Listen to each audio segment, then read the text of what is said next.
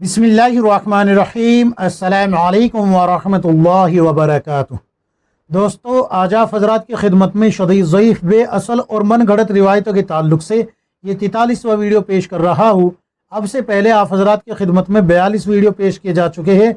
अगर आपने वीडियोस नहीं देखी तो प्ले लिस्ट में जाके देख लीजिए, आपको तमाम वीडियोस मिल जाएंगे। उन तमाम वीडियोस में बताया गया है कि शदीद ज़ईफ़ रिवायत कौन सी है, बग़ैर सनद वाली रिवायत कौन सी है, बेअसल रिवायत कौन सी है, मन गढ़ंत रिवायत कौन सी है, बातिल रिवायत कौन सी है और मुनकर रिवायत कौन सी है, और इन रिवायतों के क्या क्या हुक्म है। ज़ैल में कुछ ऐसी रिवायतों को भी पेश किया गया है जिनको उलमा ने फ़ज़ाइल में बयान करने की इजाज़त दी है। आज भी कुछ ऐसी ही रिवायतें आप हज़रात की खिदमत में पेश की जा रही है, या तो शदीद ज़ईफ़ होगी, या बेअसल होगी, या बग़ैर सनद वाली होगी, या बातिल होगी, या मन गढ़ंत होगी। यानी जो भी हुक्म होगा आप हज़रात की खिदमत में पेश कर दिया जाएगा। तो शुरू करते हैं आज का वीडियो।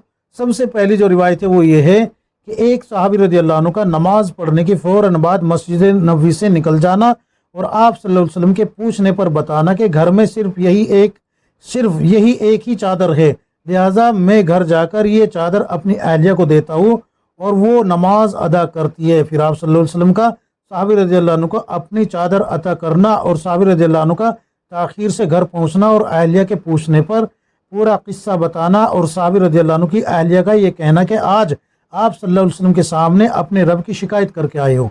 तो ये वाक़या कुछ इस तरीके से है कि एक सहाबी रज़ियल्लाहु अन्हु हर रोज़ मस्जिद नबवी में रसूलुल्लाह सल्लल्लाहु अलैहि वसल्लम के पीछे नमाज तो पढ़ते थे, लेकिन आप सल्लल्लाहु अलैहि वसल्लम की मजलिस में शरीक नहीं होते थे। यानी कि जब आप सल्लल्लाहु अलैहि वसल्लम की मजलिस लगती थी तो शिरकत नहीं करते थे, बल्कि जैसे ही रसूलुल्लाह सल्लल्लाहु अलैहि वसल्लम ने नमाज का सलाम फेरा वो सहाबी फ़ौरन उठ के चल देते थे और अपने घर चले जाते थे। तो एक मरतबा रसूलुल्लाह सल्लल्लाहु अलैहि वसल्लम ने उन सहाबी को रोक लिया कि रुक जाओ। तो पूछा कि ये बताए, क्या आपको हमसे कोई शिकायत है, कोई गिला है, कोई बात है, कुछ वजह है, कुछ तो होगी कि आप मजलिस में नहीं रुकते। तो वो सहाबी रज़ियल्लाहु अन्हु कहने लगे, या रसूलल्लाह, हम मियाँ बीवी के पास सिर्फ एक ही चादर है, ये चादर पहन के मैं आपके पीछे नमाज पढ़ने आ जाता हूँ और जब आप सलाम फेरते हैं तो मैं फ़ौरन उठ के चल देता हूँ। क्यों? इसलिए कि ये चादर मुझे अपनी अहलिया को देनी होती है, वो इस चादर को पहन के फिर नमाज पढ़ती है।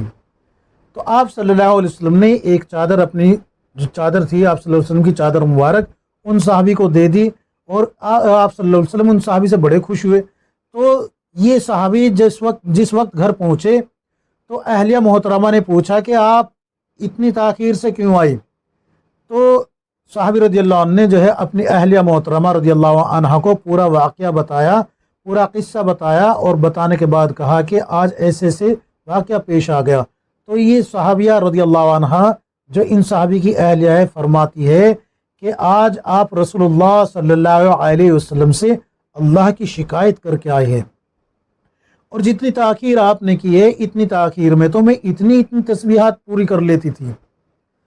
तो इस वाक़े की हकीकत क्या है और इस वाक़े का हुक्म क्या है? तो इस वाक़े का हुक्म यह है कि तलाश बसियार के बावजूद संदन ताहाल कहीं नहीं मिल रहा, लिहाजा इसको बयान ना किया जाए जब तक कि इसकी कोई मोतबर सनद आप लोगों को ना मिल जाए या हमें ना मिल जाए, तो जब तक इसको बयान ना किया जाए। दूसरी रिवायत भी सुन लीजिए, ये बड़ी मशहूर है। इसके बगैर हम दावत तबलीग वालों का बयान मुकम्मल नहीं होता। नमाज के बाब में इसको कहते हैं, बोलते हैं, और जब तक इसको ना बोले तब तक जो है हमारा बयान मुकम्मल होता ही नहीं। अल्लाह हम सब की हिफाजत फरमाए। सुन लीजिए वो क्या है कि जिस वक्त नमाज का हुक्म नाजिल हुआ तो सहाबा इकराम रज़ियल्लाहु अन्हु खुश हो गए कि हमें अल्लाह ताला से मांगने का ज़रिया मिल गया। देखिए, अल्लाह तबारक व तआला ने कुरान में खुद फरमाया है कि ए ईमान वालो, जब तुम पे कोई परेशानी आए तो अल्लाह से मदद हासिल करो नमाज और सब्र के ज़रिए। अल्लाह से नमाज के और सब्र के ज़रिए मदद हासिल करो। तो ये तो यकीनी बात है कि अल्लाह तबारक व तआला नमाज के ज़रिए यानी कि नेमत अता फरमाता है और अल्लाह से मांगा जाता है, नमाज पढ़ के दुआ की जाती है। लेकिन ख़ास ये बात कहना कि सहाबा इकराम ने ये अल्फाज कहे हो कि हमें अल्लाह से नमाज के ज़रिए डायरेक्ट मांगने का ज़रिया मिल गया, तो ये अल्फाज सहाबा इकराम के भी नहीं है और रसूलुल्लाह सल्लल्लाहु अलैहि वसल्लम ने भी ऐसा नहीं कहा। तलाश बसियार के बावजूद ये अल्फाज, ये रिवायत कहीं भी नहीं मिल रही कि सहाबा इकराम ने ये कहा हो कि نماز کے ذریعے اللہ سے ڈائریکٹ مانگنے کا ذریعہ مل گیا۔ جس وقت نماز کا حکم نازل ہوا، اقیم الصلاۃ کہ نماز قائم کرو، تو اس وقت جو ہے صحابہ اکرام خوش ہوئے ہو اور یہ کہا ہو کہ ہمیں جو ہے اللہ سے ڈائریکٹ مانگنے کا ذریعہ مل گیا، اب ہمیں کسی اور سے کہنے کی ضرورت نہیں ہے۔ تو یہ الفاظ ملتے ہی نہیں، کہیں پر بھی تلاش بسیار کے باوجود نہیں مل رہے۔ اور یاد رکھے، صحابہ اکرام کی طرف ہو یا رسول اللہ صلی اللہ علیہ وسلم کی طرف ہو یا کسی کی بھی طرف جو ہے ایسے الفاظ، ایسی بات پیش کرنا جو کہ انہوں نے کہی ہی نہ ہو، تو یہ ان کے حق کو ضائع کرنا بھی ہوتا ہے۔ اور روز قیامت اللہ تبارک و تعالی اپنے حقوق کے معاملے میں تو نرمی فرما دے گا، لیکن مخلوق کی طرف جو حقوق ہے، ہم پہ جو مخلوق کے حقوق ہے، اگر ہم نے ان کو ادا نہیں کیا تو پھر جو ہے ہمیں معافی ملنا مشکل ہو جائے گی۔ یاد رکھیے اس بات کو۔ اور چونکہ صحابہ اکرام تو دنیا سے پردہ فرما چکے ہیں، ہم ان کی طرف ایسے الفاظ جو ہے بیان کر رہے ہیں کہ جو انہوں نے کہے ہی نہیں ہیں۔ تو روز قیامت اگر صحابہ اکرام نے مطالبہ کر لیا تو ہم کیا جواب دیں گے؟ لہٰذا اس کو صحابہ اکرام کی طرف منسوب کر کے بھی بیان نہ کیا جائے اور رسول اللہ صلی اللہ علیہ وسلم کی طرف بھی منسوب نہ کیا جائے۔ کیوں؟ اس لیے کہ یہ الفاظ کہے ہی نہیں ہے۔ سمجھ گئے نا؟ تو اگلی روایت سن لیجیے۔ حضور اکرم صلی اللہ علیہ وسلم اور خلفائے راشدین رضی اللہ عنہم اجمعین کا خوبصورت اور چمکدار پیالے میں موجود شہد اور بال کو مختلف اشیاء کے ساتھ تشبیہ دینا۔ ایک مرتبہ رسول اللہ صلی اللہ علیہ وسلم، حضرت ابوبکر صدیق رضی اللہ عنہ، حضرت عمر فاروق رضی اللہ عنہ اور حضرت عثمان غنی رضی اللہ عنہ، یہ تینوں حضرات حضرت علی رضی اللہ عنہ کے پاس آئے، یعنی کہ آپ رضی اللہ عنہ کے گھر میں تشریف فرما، یعنی کہ آ گئی ہے۔ تو چونکہ حضرت علی رضی اللہ عنہ کی گھٹی میں جو ہے مہمان نوازی شامل ہے، تو گھر کے اندر جو چیز تھی وہی پیش کی، اور گھر کے اندر جو چیز تھی وہ تھی ایک چمکدار پیالے میں شہد، اور اس شہد میں ایک بال پڑا ہوا تھا، ایک بال پڑا ہوا تھا۔ تو رسول اللہ صلی اللہ علیہ وسلم نے فرمایا کہ یہ پیالہ دیکھو کتنا چمکدار ہے اور اس میں جو شہد ہے وہ کتنا شیرین ہے، لیکن اس میں ایک بال پڑا ہوا ہے، تو تم اس بال کو تشبیہ تو کیا دو گے؟ تو حضرت ابوبکر صدیق رضی اللہ عنہ نے وہ پیالہ لیا اور دیکھ کر اس کو کہنے لگے، یا رسول اللہ صلی اللہ علیہ وسلم، میرے نزدیک مومین کا دل اس تشت، یعنی کہ جو پیالہ ہے نا، اس تشت سے زیادہ روشن اور چمکدار ہے، اور اس کے دل میں جو ایمان ہے وہ شہد سے زیادہ شیرین ہے، لیکن ایمان کو موت تک حفاظت کر کے لے جانا بال سے زیادہ باریک ہے۔ یہ حضرت ابوبکر صدیق رضی اللہ عنہ کہہ رہے ہیں۔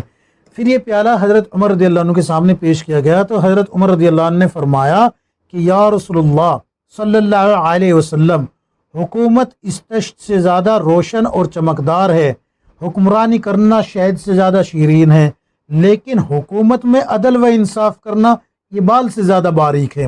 پھر یہ پیالہ حضرت عثمان غنی رضی اللہ عنہ کے سامنے پیش کیا گیا، تو حضرت عثمان غنی رضی اللہ عنہ نے فرمایا، یا رسول اللہ، میرے نزدیک علم دین تشت سے زیادہ، یعنی کہ اس پیالے سے زیادہ روشن اور چمکدار ہے، اور علم دین سیکھنا شہد سے زیادہ شیرین ہے، لیکن اس پر عمل کرنا بال سے زیادہ باریک ہے۔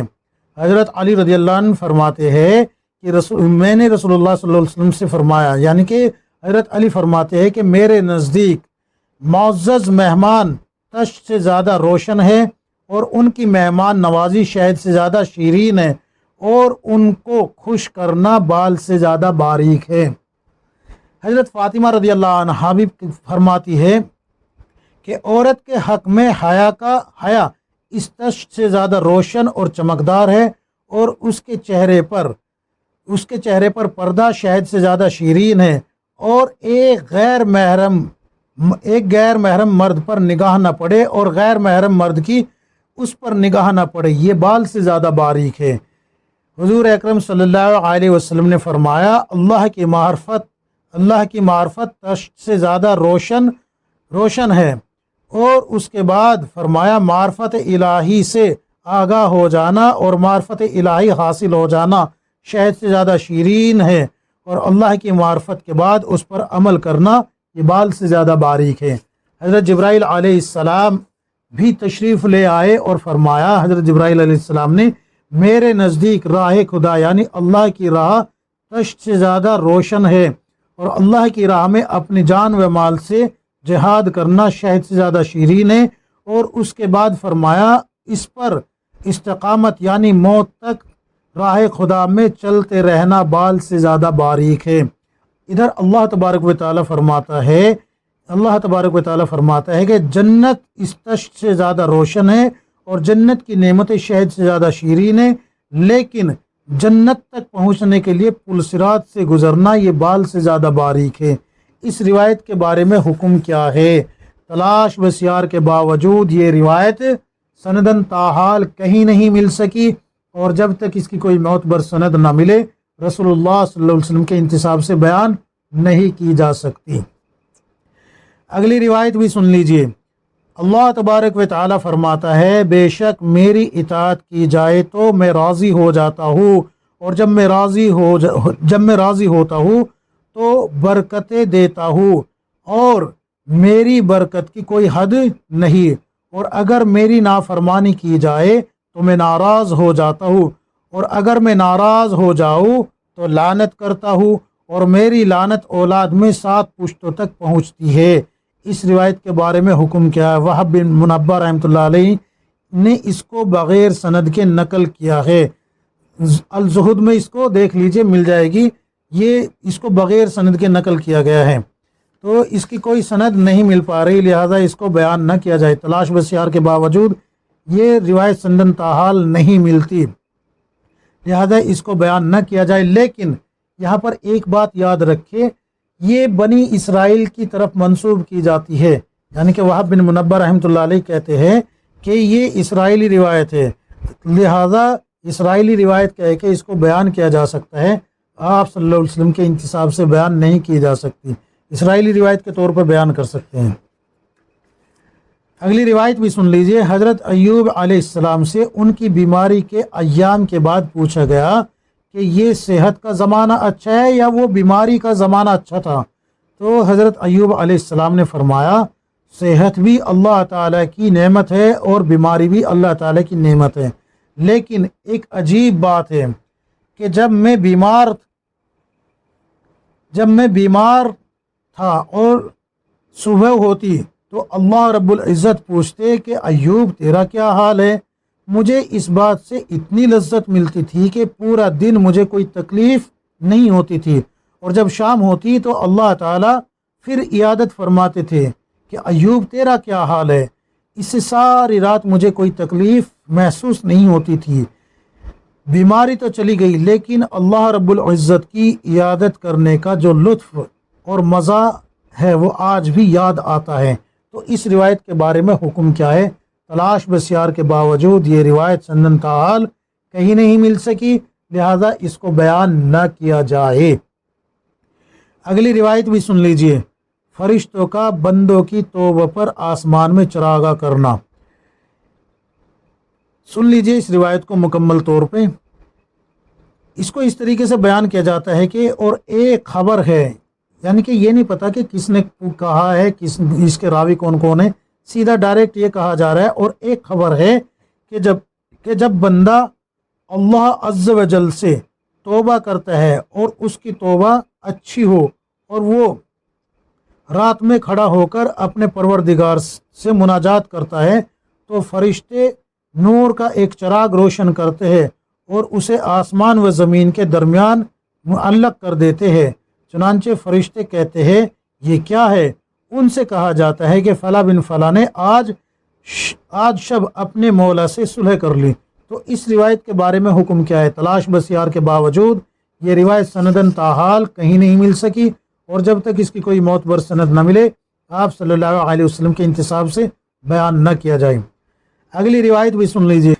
शहद की मक्खियों का आप सल्लल्लाहु अलैहि वसल्लम को ये बताना कि हम फलों का रस चूसते वक्त आप सल्लल्लाहु अलैहि वसल्लम पर दरूद शरीफ भेजते हैं, जिसकी वजह से शहद में मिठास पैदा हो जाता है। ये पूरा वाक़या कुछ इस तरीके से मैं मुख्तसर बताने की कोशिश करता हूँ। एक मरतबा आप सल्लल्लाहु अलैहि वसल्लम किसी ग़ज़वे में थे, तो रास्ते में कहीं एक खेमा लगाया गया। खेमा लगाने के बाद जिस वक्त आप सल्लल्लाहु अलैहि वसल्लम खेमे के अंदर पहुँचे तो आप सल्लल्लाहु अलैहि वसल्लम ने कहा कि भाई खाने के लिए कुछ है तो खाना लेके आओ। तो एक रोटी थी जो कि वो आप सल्लल्लाहु अलैहि वसल्लम के पास सामने पेश कर दी गई। تو آپ صلی اللہ علیہ وسلم نے پوچھا کچھ سالن ہے؟ تو صحابہ اکرام نے کہا یا رسول اللہ سالن تو کچھ نہیں ہے۔ تو ایک مکھی ایک صحابی رضی اللہ عنہ کے سر پہ منڈرا رہی تھی، تو وہ صحابی کہنے لگے یا رسول، بلکہ منڈرا بھی رہی تھی اور وہ بھن بھنا بھی بہت زیادہ رہی تھی۔ تو صحابی رضی اللہ عنہ نے پوچھا یا رسول اللہ اس مکھی کو کیا ہو گیا ہے، یہ اتنا شور کیوں کر رہی ہے؟ تو اللہ کے نبی صلی اللہ علیہ وسلم نے فرمایا کہ یہ کہہ رہی ہے کہ آپ بغیر سالن کے کھانا کھا رہے ہیں، حالانکہ یہاں پر ایک بہت عمدہ اور اعلیٰ قسم کا شہد ہے۔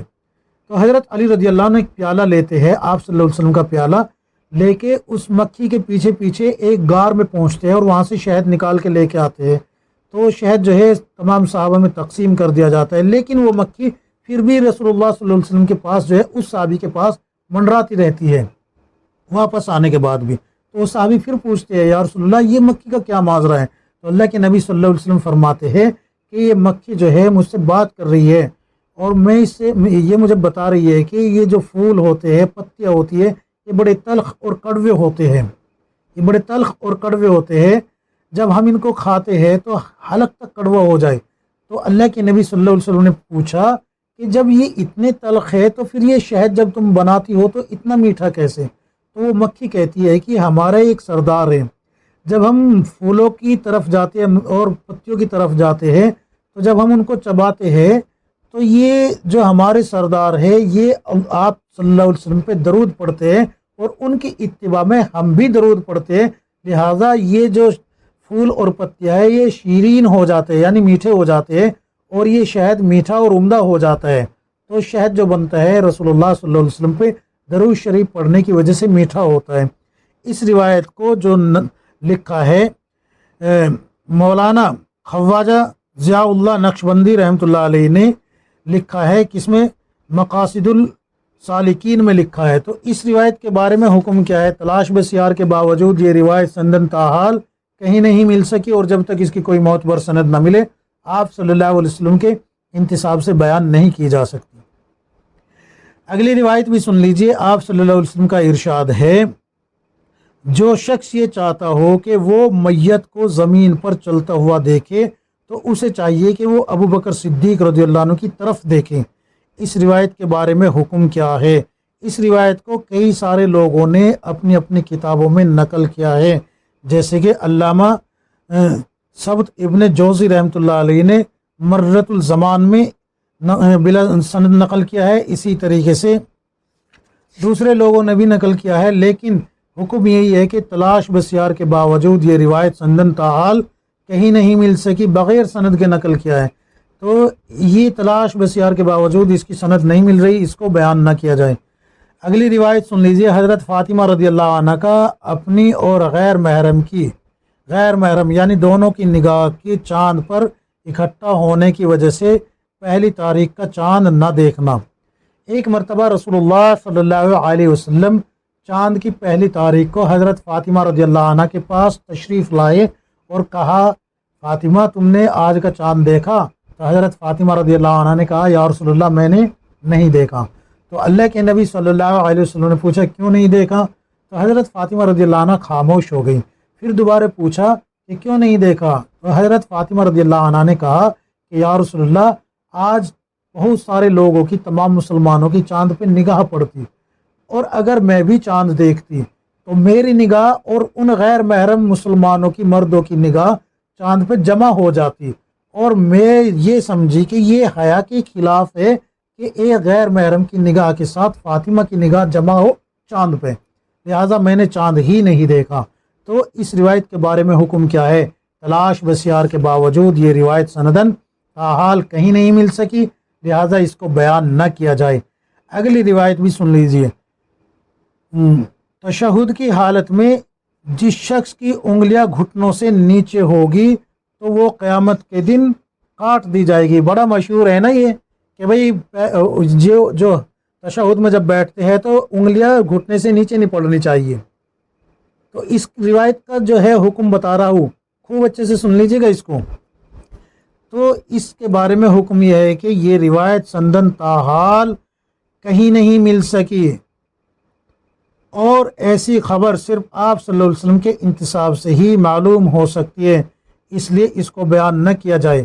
یعنی کہ یہ کہیں ملا ہی نہیں کہ انگلیاں کاٹ دی جائے گی، اور چونکہ جب ملا نہیں تو ظاہر سی بات ہے یہ ایک عذاب ہوگا بھائی، انگلیاں کاٹنا قیامت کے دن اللہ کے سامنے انگلیاں کاٹی جائے گی تو یہ ایک عذاب ہی ہوگا نا۔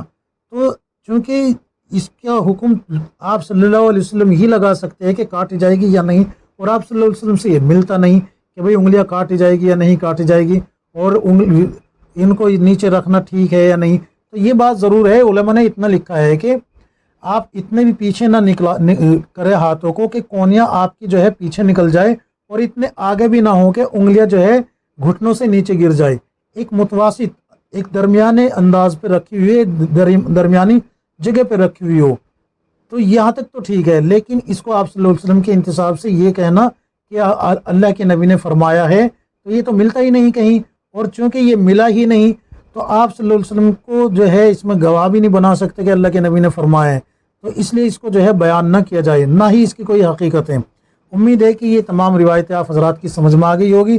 اللہ تبارک و تعالی ہم سب کو کتاب و سنت کے مطابق زندگی گزارنے کی توفیق عطا فرمائے، آمین یا رب العالمین۔